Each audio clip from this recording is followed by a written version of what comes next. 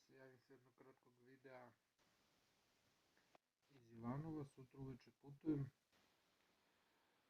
Moje oduševljenje ovim gradom je tako da bi ja vrlo rado ovde došao da živim. Ljudi su tako dobri, pomažu ti u svemu, za njih je posao jedna sasvim normalna, običajna, svakodnevna stvar kao i ostatku normalnog civilizovanog sveta. Ja ne znam šta je to sa Srbijom, da li je to neko mentalno oboljenje ili šta ja znam. U Srbiji imati posao je postalo bukvalno, ne znam kako da se izrazim, kao privilegija neka. Ovde je posao sasvim normalna stvar.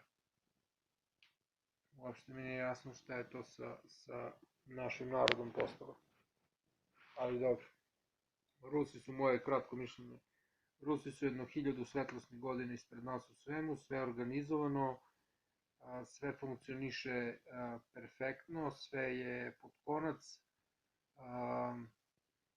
možda s polja izgleda ružno, po gradu ponekad neka fasada i tako to, ali sa ovoliko jakom zimom nikom nije bitno kako to izgleda s polja. Iznutra je sve ekstra sređeno, doterano, picikato, stanovi su sređeni, kuće su sređene, svi imaju dovoljno novca da žive lepo, da žive zajedno, da ne brinu brigu kako će da plate račune ili kako će da kupe gorivo, jer ovde je benzin 4 puta jeftiniji nego u Srbiji, a gas je bar duplo jeftiniji od benzina. Svi voze nove automobili ovde su sa mnogo manjom carinom naravno nego u Srbiji, pogotovo ako kupite možete za nekih,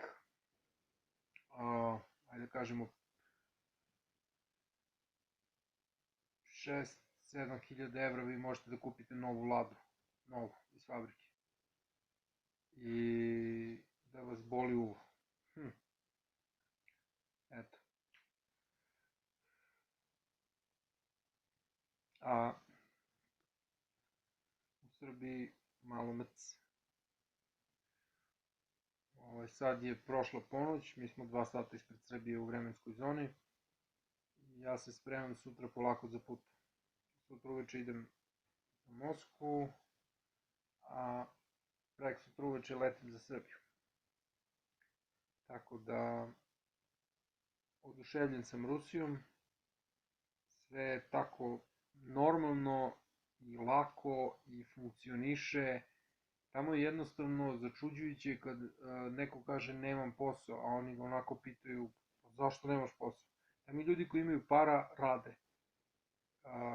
Zato što je rad jedna normalna stvar ovde. Oni su imali 90. godine, spasili su se iz toga i nastavili su život da izgrađuju na gore. Ko vam priča o Rusiji da je Rusija loša zemlja, taj vas laže. Ovde ljudi upale automobili i ostave ga upaljenog na ulici. Zato što zakon funkcioniše. Sve funkcioniše. Sve funkcioniše. Policije skoro da nema na putevima. Zato što su svuda postavljene kamere, jer ti kad imaš čoveka na ulici, tu postoji mogućnost korupcije. Oni su skinuli mogućnost korupcije na nulu tako što su postavili kamere koje snimaju normalno. Tebi stigne kao na zapadu, kazna na kuću.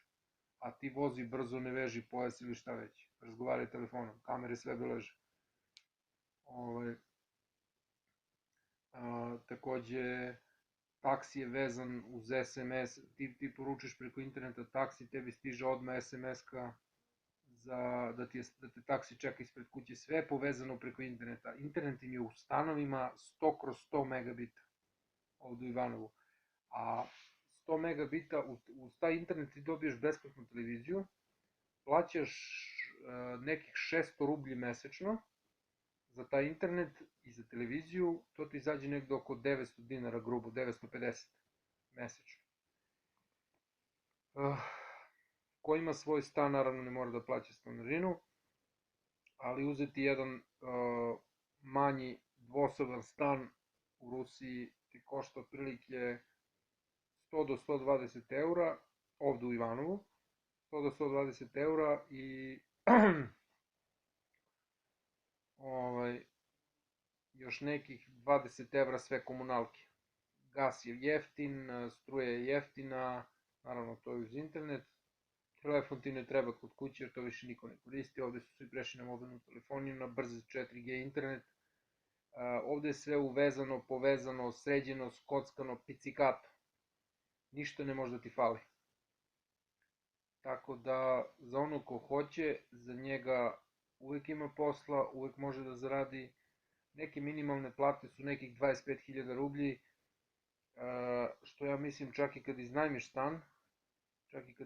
stan, može da ti završi posao sam da živiš u tom stanu, a kad bi, na primer, žena i muž sa te dve plate mogu da žive sasvim normalno, bez ikakvih, čak i kola da imaju sasvim normalno.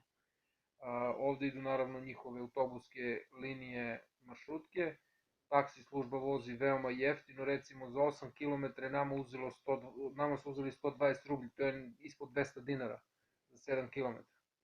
Tako da ti se nekad isplati više da ideš taksijem nego gradskim prevozom, brže stigneš.